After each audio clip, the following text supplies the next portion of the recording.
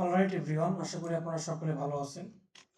তো আজকের ভিডিওতে আমি একটা লোগো তৈরি করার চেষ্টা করব। লোগোটা আসলে এখানে স্কেচ হিসেবে আছে। অনেক সময় ক্লায়েন্ট আপনাদেরকে এরকম হাতে আঁকানো স্কেচ দিয়ে দিবে, সেটা দেখতে হয়তো এরকম সুন্দর নাও হতে পারে। তখন আপনাকে কি করতে হবে, ওই লোগোটাকে বা ওই স্কেচ থেকে ভেক্টরে কনভার্ট করতে হবে। তো এই কাজটা আমরা এখন করব। এই কাজটা করা খুবই সহজ।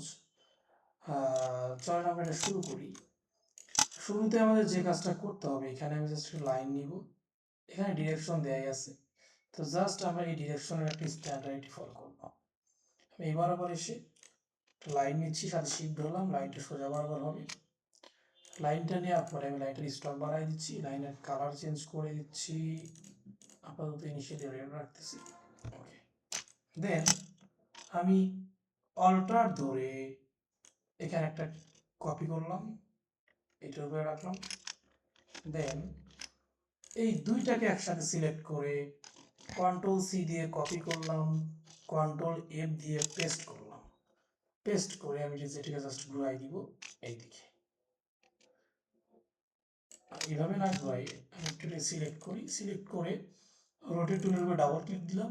দেওয়ার পরে প্রিভিউ মোডটা অন করে আমি এটাকে ঘুরাচ্ছি। আমি এটাকে 45 ডিগ্রি রাখবো, 45 ডিগ্রি ঘুরিয়ে দিলাম। দেন এখান থেকে কপি করে দিচ্ছি, দেন সিলেক্ট করে এইটাকে এই পজিশন বরাবর রাখবো, রেখে দিলাম। এর পরের কাজটা হচ্ছে, দেখেন এই পাশে একটা আছে, তো আমি আবার এইটাকে সিলেক্ট করলাম। সিলেক্ট করে আমি এটাকে জাস্ট কত ডিগ্রি হলে বসানো যায় ভালো দেখে রোটেট টুল নিলাম। নেওয়ার পরে আমি এটাকে ঘুরাবো মাইনাস, এটাকে আমি ঘুরালে ভালো আসে দেখি, মাইনাস মাইনাস 45 ডিগ্রি ঘুরাই দিলাম। কত ঘুরাইলাম? Minus 45 degree. দেন কপি করে দিচ্ছি। দেওয়ার পরে সিলেক্ট করে আমি এটাকে জাস্ট এইখানে নিয়ে এসে বসা দিচ্ছি। ওকে, এটা বসানো হয়ে গেছে। যদি এখানে পুরোপুরিভাবে মিলবে না, যতটুকু মিলানো যায় ততটুকু মিলাচ্ছি। ওকে, এখানে এটা বসানো কমপ্লিট। এরপরে আমাদেরকে যে কাজটা করতে হবে এটা হচ্ছে, আমি এখান থেকে এইটাকে আবার অল্টার কপি করে নিয়ে এসে এখানে বসাই দিলাম। এখানকার কাজটা আমাদের কমপ্লিট হয়ে গেছে। এবার এই লাইনটাকে সিলেক্ট করে অল্টার ধরে আমি এখানে বসাই দিলাম, একটা কপি করে নিয়ে আসলাম। এইটাকে অল্টার ধরে কপি করে নিয়ে আমি এখানে বসাই দিলাম। এরপরে এই দিকে দেখেন লম্বা লম্বি বরাবর আমাদের আরেকটা লাইন টানতে হবে। এই জন্য আমি এখান থেকে একটা কপি করতে পারি, অথবা সরাসরি এখানে লাইন নিচ্ছি। এখান থেকে একটা শিফট ধরে লাইন নিলাম, লাইনটাকে আমি এই দিকে সরাই দিলাম।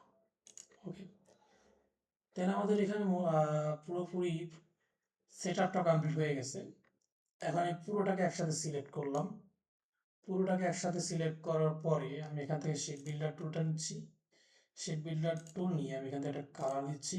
কালার দিয়ে আমি এখান থেকে মিলাই দিলাম, এখান থেকে এতটুকু মিলাই দিচ্ছি।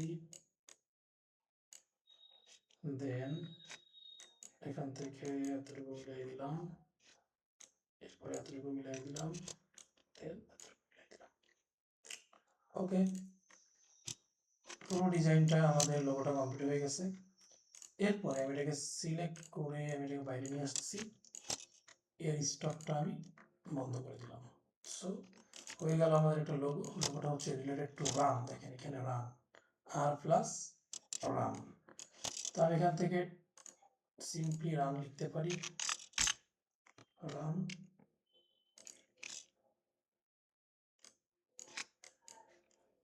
টাইপ থেকে চেঞ্জ কেস থেকে আপার কেস,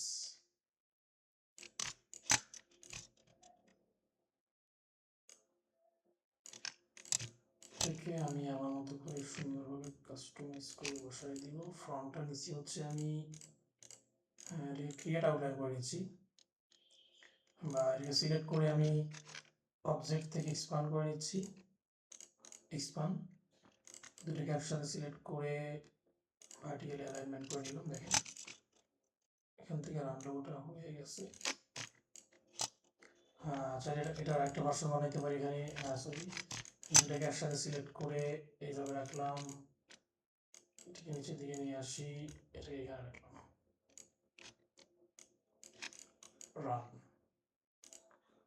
কয়েকটা ভার্সন আমরা তৈরি করে ফেলতে পারি রানের। এখানে একটু ছোট করি, ভালো লাগবে দেখতে।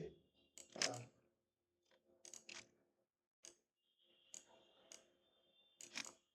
রান। তো পুরা ডিজাইনটা আমাদের রেডি। একটা এবং একটা। আপনারা চাইলে আপনাদের মতো করে বিভিন্নভাবে কাস্টমাইজ করতে পারেন। জাস্ট আমরা এখান থেকে দেখলাম এই পুরো রানের যে লোগোটা আছে বা একটা স্কেচ থেকে, হাতে আঁকানো চিত্র থেকে আমরা ওইটাকে কীভাবে লোগোতে বা ভেক্টর লোগোতে কনভার্ট করতে পারি, এটা এখান থেকে আমরা শিখে নিলাম। তো এই ভিডিও এতটুকুই থাকবে। সকলে ভালো থাকবেন, সুস্থ থাকবেন। দেখা হবে ইনশাল্লাহ নেক্সট কোনো ভিডিও টিউটোরিয়ালে।